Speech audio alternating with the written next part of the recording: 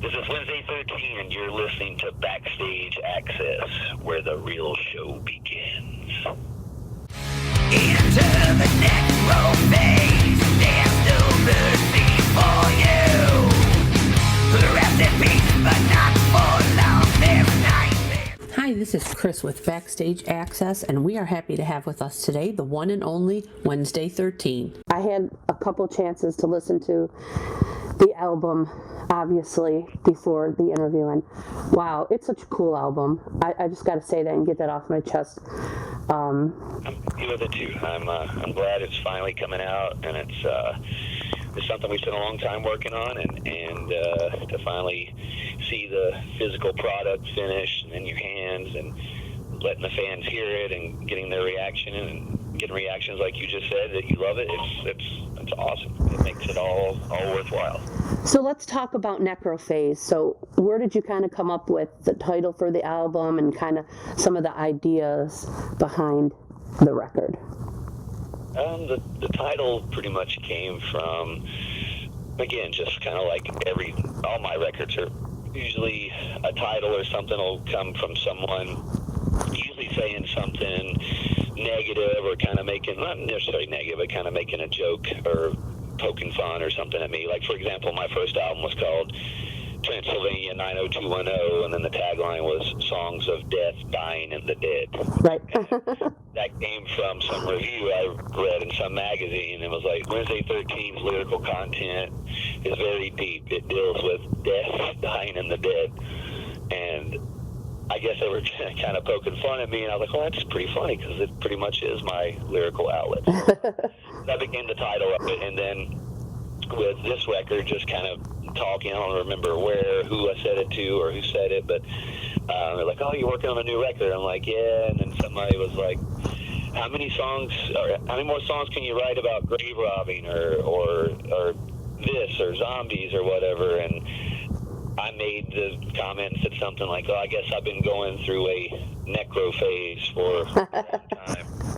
And that kind of made me laugh. And then I just said the word because it's not a real word. And then I wrote it down. I went, whoa, that sounds cool. That sounds different. And this kind of reminded me, like when I saw necro phase, it reminded me of like Phantasm or something, like a movie. And I was like, that's cool. I can work around that. And then we started, piecing the music together, and I had stuff wrote down in a notebook, and then that became, Necrophase. And so it was something kind of cool, and it wasn't necessarily a word that we had to stick to the necessary origin of it, because it's a made-up word. Right. I'm like, cool, this is something I can create and invite people inside of, and it's my little world, so there's no kind of rules to play with. So yeah, and plus, it's kind of funny because the title kind of, I didn't really think about it till it's all said and done, but just this new record and the new, I guess just the way the band's evolved now, it is like a new phase. It is like a new,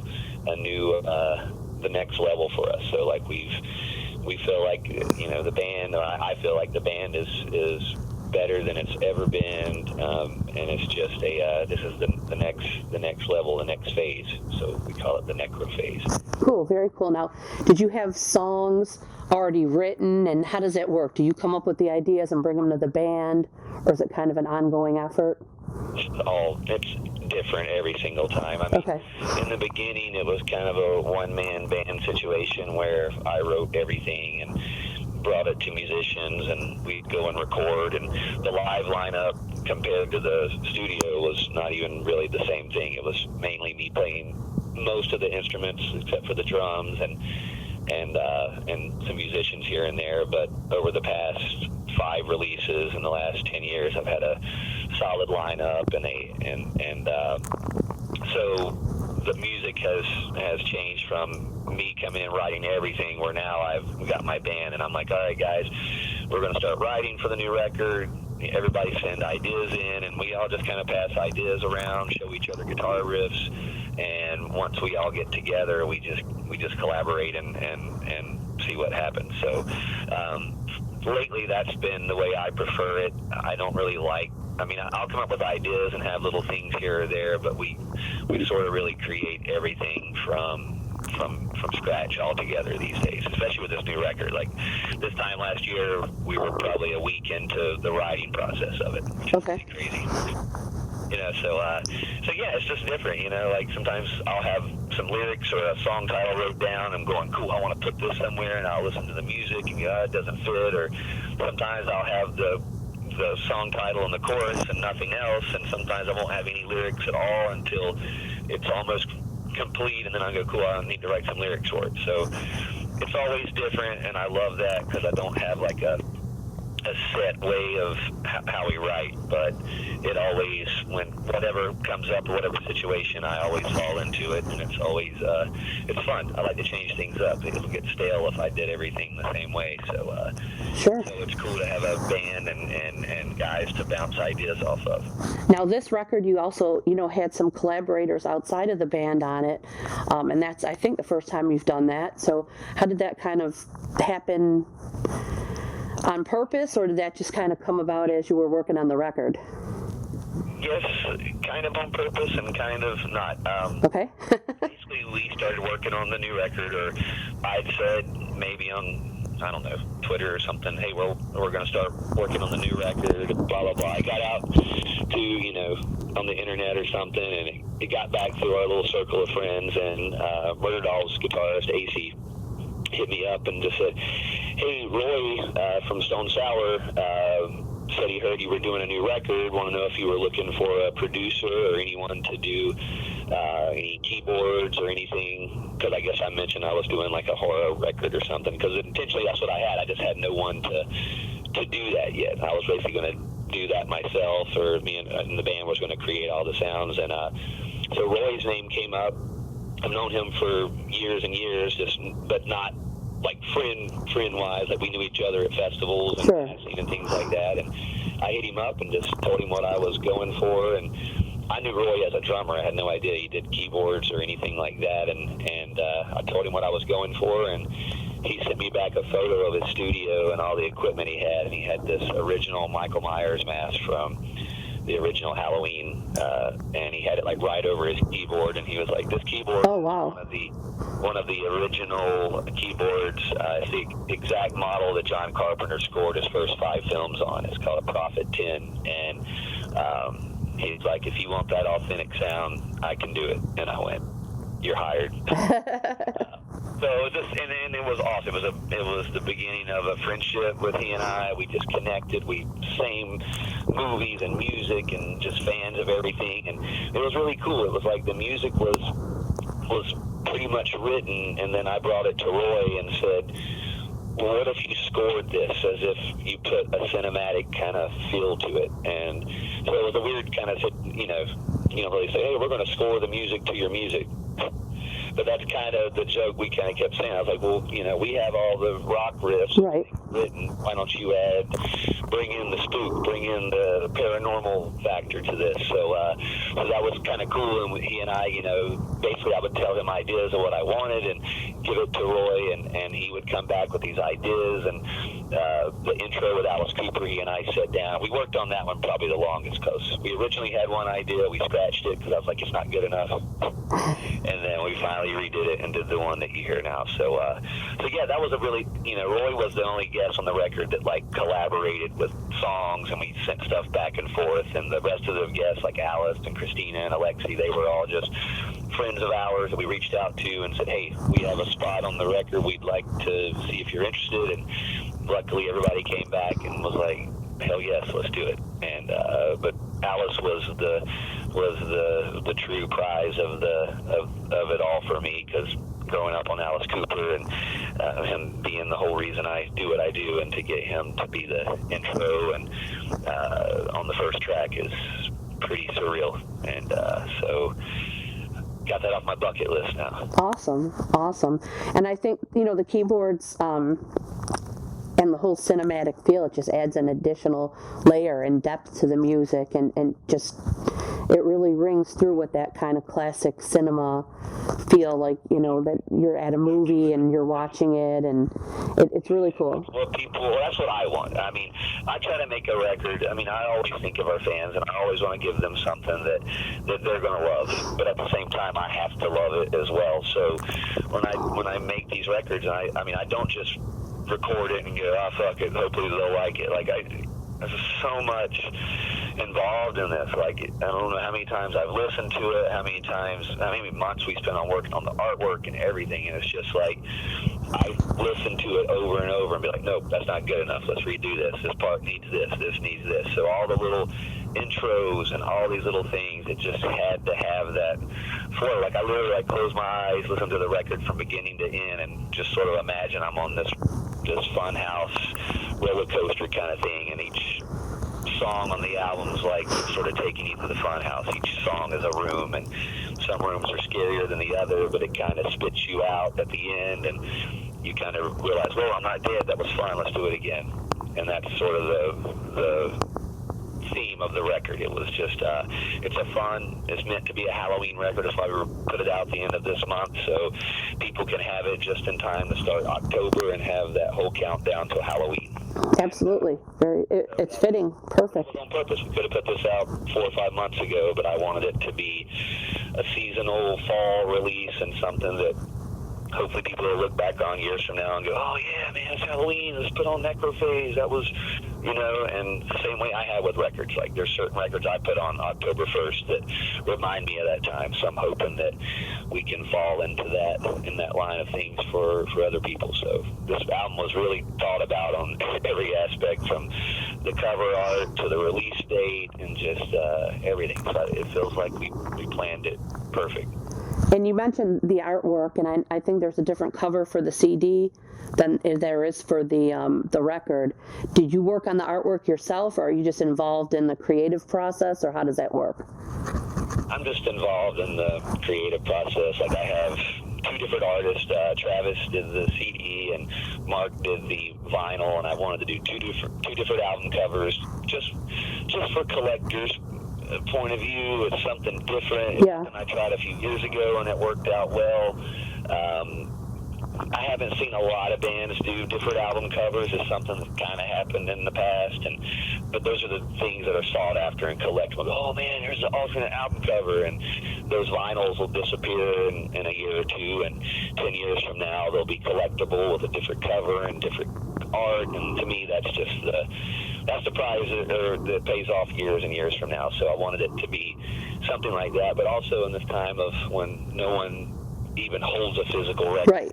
For the most part, it's kind of like, oh, let's go on Spotify, let's go on iTunes, and let's listen to it. And they're still listening to the music, but they don't get the full, or I don't feel like they're getting the full experience without holding it. So that's another reason why I make our packaging and stuff something to be sought over, and something that go, oh, well, you know, it's a Wednesday 13 release, I got to get the physical copy because, you know, usually there's more work put into it. So I that's something that I strive for. If you know, if we didn't care and the artwork wouldn't be as intense as it is, it would just be something generic. And but again, it's just the whole ending product of how things look is something that's important to me. It's like I'm the little kid that walks into the toy store looking for the coolest toy on the shelf. That's what I want our record to look like. I mean, we may not be the biggest band in the world, but you put our album cover up next to all these other big bands, and you can go, wow, that album cover's really good. And this $1 million selling platinum pop band didn't even do the album cover. So it's just we're fighting the good fight. We're carrying the flag for what I grew up on. And yeah, I love that. Yeah, and again, I hope people appreciate that. And if they don't and they want to stream it, I hope that they love it just as much, you know. But yeah. You got the option of doing things the new way or doing things the way that, you know, I like them to be. Yeah, I love that, because, you know, growing up with albums and just waiting until the day it was released and hitting the actual record store and having that in your hand and just checking out the artwork and not even knowing a record was out because there was no way to know it was out. Right. You know, you heard about it in a magazine, like, oh, this record's coming out in a couple months, and you go to the store and fuck, there it is. Yep. Yep. But again, I'm not talking, you know, like on the younger generation having these new ways of music. They don't know anything. Right. You know, but with us putting these things out, I'm hoping some of our younger fans can see where we come from a long time ago, and that's, you know, maybe it'll open their mind to bands that do this, because there's a lot of artists that do this or have done this over the years. And so again, I'm having fun with what I do, and like I said, I want to make it fun for our fans, but I also make it as fun as possible for me, and I'm getting to do exactly what I want with this packaging. And every promo release for the record is literally, they haven't said no to me. As far as like, hey, can I do this? Yeah, can I do a trailer instead of doing an interview commercial and talk about the record? How about we just filmed a Zodiac movie? Okay. Can I make a cereal commercial? Okay. You know, like, it's been really cool. So the label and the people I work with there, we have a relationship now that's been built from the first record. Like, Condolences was the first album with Nuclear Blast, and it was great. But over the past 2 years, I've developed a cool relationship with people there, and my visual guy Tommy, who does all of our videos. It's just, we work hand in hand. Same with the artist. You know, I basically give them ideas and go bring it to life. And so I'm very involved in it, but I do have a team of people that do these things with me, and I could not do it without them. That's awesome, and you have the support that you need from your label, which, you know, in some cases nowadays is not that common. So that's awesome that they're letting you run with the ideas. It's a different world these days. How people still think the labels are like, the labels are scrambling as much as the bands are. If the labels could do VIP meet and greets, they'd do it. Nobody wants to meet them because they don't know who they are. Yeah, I wouldn't buy a ticket for that. Exactly. But I'm just saying that everything's in shambles, and people are figuring out new ways to do things. So, you know, the old days of, man, your label's not, you know, we're lucky we're on a label. We're lucky we're still getting our music out to people, and you know, if there are record stores still available, the label finds it. Yeah, absolutely. It's very cool. Now, you've got a lot of touring, I'm sure, coming up, and I think you're headed to Europe next. Is that right? The UK? Yeah, we leave on Saturday for the UK and Europe, and I think that starts the 20. I can't count it. It's like 9 days away. Okay. So, yeah, 9 days for the first show. We got to fly over, rehearse for a day or two. And yeah, I'm excited. It's been a really cool year. As far as, it's been the busiest year I probably had in my career, or definitely it tops any of my, you know, back in the, you know, I first started, because I really toured a lot my first 2 years. So this is probably the busiest I've been, and yeah, we're going back to the UK and Europe, and then we come back, have another couple weeks off, and then we do the US all the way up till Christmas. And then there's just more and more touring. We're doing support acts with other bands, and so, you know, I just posted this morning, hey, we're coming to Europe in this 2 weeks, and everybody's like, you're not coming here, you're not coming here, you're not coming here, and I'm like, not on this tour, but we're coming back again, and then we'll hit those places. So it's just... Okay, so now's my turn to plug, say, come to Charlotte. Yeah, Charlotte. Well, you know, again, that's always still my hometown, or my closest to my hometown. I live like north of Charlotte. My family's like China Grove Okay. area, which is. But yeah, Charlotte's always fun to do. I may be back at that Mad Monster party before we actually play in Charlotte. But it's always on the list. I always come and visit. So I'm in North Carolina when we're playing on the tour, and I usually take a day or two off and go visit my family. But it's always cool to play a show. It's just unfortunate that, you know, all the venues and all the places that were there before are not anymore. And Tremont's gone. I think Amos's was gone. Now it's back. Right.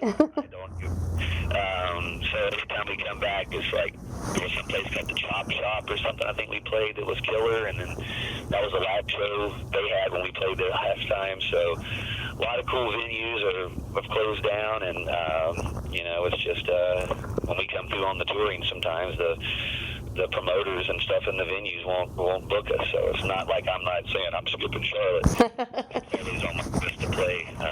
It's just weird. That's not one of our biggest markets. Right. It's almost like Knoxville, Tennessee, or South Carolina feels more like a homecoming show whenever I play, as opposed to Charlotte sometimes, which is really odd. But either way, that's still home for me, and I love to play there and be back and see all my old friends. Cool. Well, I hope you make it to Charlotte sometime during this tour, and if not, I'll just have to jump on 85. Headline tour with production and things, so people are going to be sick of us. Next time you talk to me, you'll be like, "Hey, could you guys skip Charlotte?" No. Well, I'm bored of you. Come back later. Absolutely not. Thank you so much for taking the time to talk with us today and fill us in on everything that's happening. And apologize for my delay on this and getting it done before, but I thought you were a bill collector.